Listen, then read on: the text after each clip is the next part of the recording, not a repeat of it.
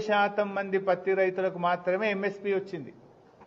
మిగతా 80% మంది పత్తి రైతుల దగ్గర మొత్తం బ్రోకర్లు కొన్నారు. బ్రోకర్లు కొని సీసీఐకి ఎక్కువ ధరకు అమ్ముకున్నారు. ఇది బీఆర్ఎస్ పార్టీ బయటకు తెచ్చిన తర్వాత ఇప్పుడు ప్రభుత్వం విజిలెన్స్ ఎంక్వైరీకి ఆదేశించింది. విజిలెన్స్ కాదు, దీని మీద సిబిఐ విచారణ జరపాలి. కేంద్ర ప్రభుత్వం బీజేపీ, ఎందుకంటే సీసీఐ కేంద్ర ప్రభుత్వ కంట్రోల్లో ఉంటుంది. సీసీఐ అనేది కేంద్రం ఆధీనంలో ఉంటుంది. మరి ఇలా సీసీఐ అవినీతికి పాల్పడ్డది.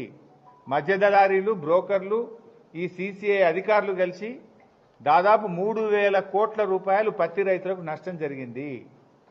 ఈ పత్తి రైతులకు జరిగిన నష్టాన్ని పూరించాలి అంటే దీని మీద సిబిఐ విచారణ జరిపి రైతులకు రావాల్సిన డబ్బులు రైతులకు ఇప్పించాలని కూడా బీఆర్ఎస్ పార్టీ 80% మంది పత్తి రైతులకు మాత్రమే ఎంఎస్పీ వచ్చింది. మిగతా 80% మంది పత్తి రైతుల దగ్గర మొత్తం బ్రోకర్లు కొన్నారు. బ్రోకర్లు కొని సీసీఐకి ఎక్కువ ధరకు అమ్ముకున్నారు.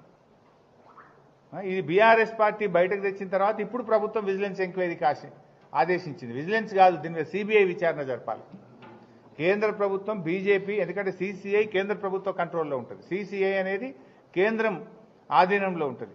మరి ఇలా సీసీఐ అవినీతికి పాల్పడ్డది. మధ్య దళారీలు, బ్రోకర్లు, ఈ సీసీఐ అధికారులు కలిసి దాదాపు 3,000 కోట్ల రూపాయలు పత్తి రైతులకు నష్టం జరిగింది.